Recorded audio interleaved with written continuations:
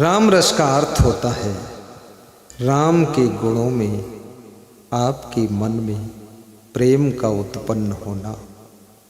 यही राम रस पान करना है।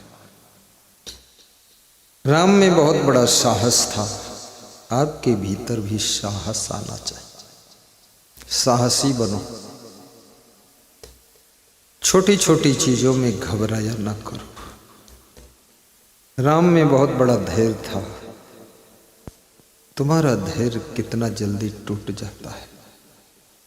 छोटी सी समस्या में तुम रोने लग जाते हो, छोटा सा दुख आता है तुम धर्म को छोड़ने लग जाते हो, छोटी सी तकलीफ में भी तुम भक्ति को भूलने लग जाते हो। लेकिन राम के रसिक होने का अर्थ ये है, कबीर के रसिक होने का अर्थ ये है, कितना ही दुख आए दुनिया का कोई दुख तुमको हिला ना सके, डिगा ना सके, और दुनिया का कोई सुख तुमको फुला ना सके, भुला ना सके। ध्यान देना, सुख में मनुष्य फूल जाता है, भूल जाता है, और दुख में मनुष्य हिल जाता है, डगमगा जाता है। कबीर कहते हैं हिमालय डिग जाए लेकिन तुम मत डिगना।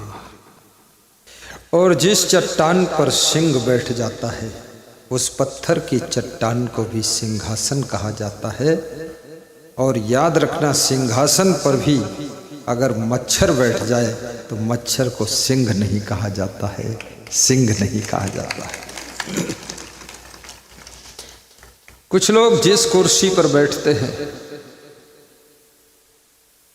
उनकी शोभा बढ़ जाती है जब तक वे कुर्सी पर बैठे, चाहे सीएम की कुर्सी हो या पीएम की कुर्सी हो या कलेक्टर की कुर्सी हो। लेकिन जब वे कुर्सी से उतरते हैं उनकी शोभा खत्म हो गई, क्योंकि कुर्सी के कारण उनकी शोभा बनी थी। और कुछ लोग ऐसे हैं जिस कुर्सी पर बैठते हैं उस कुर्सी की शोभा बढ़ जाती है। लोग कहते हैं ये आदमी इस कुर्सी के लायक था, अब बहुत वर्षों के बाद इस आदमी को इस कुर्सी पर बिठाया गया है, ये कुर्सी धन्य हो गई है, ये गद्दी धन्य हो गई है। कुछ महात्मा किसी आश्रम की, किसी मठ की गद्दी पर बैठ जाते हैं, उनके बैठते ही गद्दी भी रद्दी हो जाती है और वो महात्मा की पूरी भद्दी हो जाती है।